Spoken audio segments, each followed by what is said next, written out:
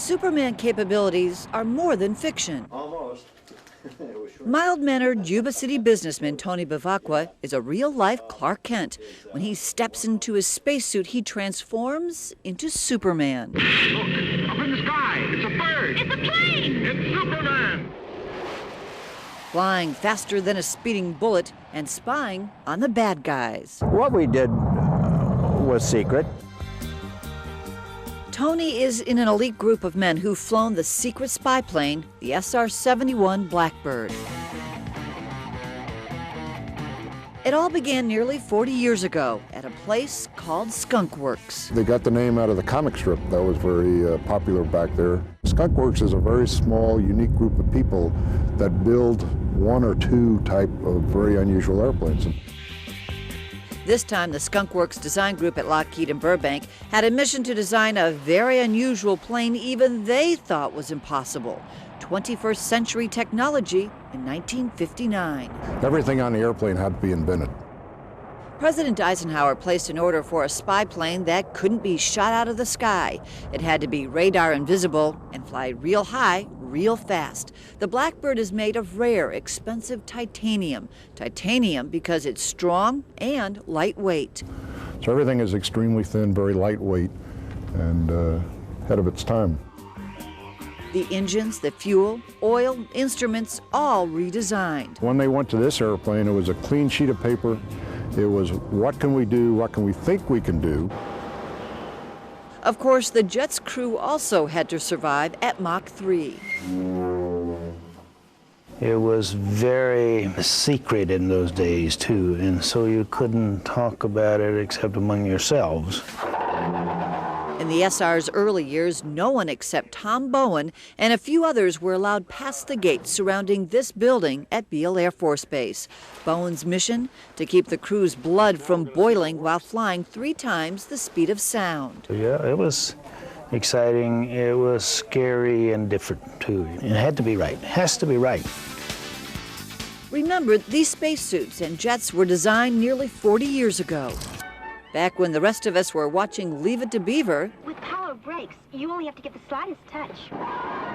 And powered brakes and black and white TVs were high-tech. What many people don't realize is that this jet was originally called the RS-71. RS for Reconnaissance Strike. At the last minute, something happened to rename this jet the SR-71. That something was President Johnson.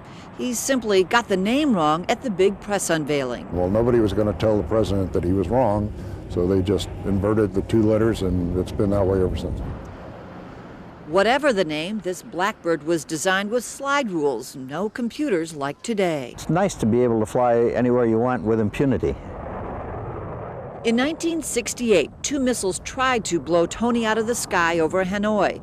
But since he was cruising faster than a speeding bullet and more than 15 miles high, those missiles couldn't touch him. I felt super great flying it.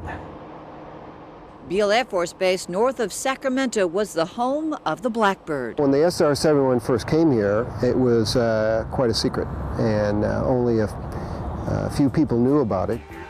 Soon the program grew to 30 tankers, 8 SR-71s, and nearly a couple thousand people at Beale, and more at other strategic bases around the world. The old missions are still classified, but while researching this report, I learned this jet slipped unseen into hotspots like the Soviet Union, North Korea, Vietnam, Libya, and the Arctic Circle. It snapped a few pictures, then soared home. We can monitor 100,000 square miles in 1 hour. So we can give you a very broad area coverage where satellites, UAVs are very soda straw. They look at spots on the ground and you don't really know what's going around that spot. The enemy couldn't shoot the SR-71 out of the sky, but the Air Force could. Bye-bye, Blackbird. Suddenly, in 1990, the Air Force said, bye-bye Blackbird. The enormous cost to fly the jet, lack of political support, and the end of the Cold War killed the program. Oh, I was sick. I was sick at heart about it. It just, I couldn't believe that it was going to happen. But it did happen. March 1990, a flyby salute to the crowd at Wright-Patterson Air Force Base. Then the last SR-71 touchdown for the last time. It's a heartbreak to stop doing it, especially when I know there's so many more missions to be flown yet that we'll never do. No more supersonic, super secret missions. The titanium Blackbird is extinct. Blackbird, bye-bye. Or at least it was supposed to be. Tomorrow night we'll investigate why these glorious birds flew back out of the history books, proving you can't keep a good bird down. At Edwards Air Force Base, Michelle Hoffland, Fox 40 News. At Edwards Air Force Base, Michelle Hoffland, Fox News.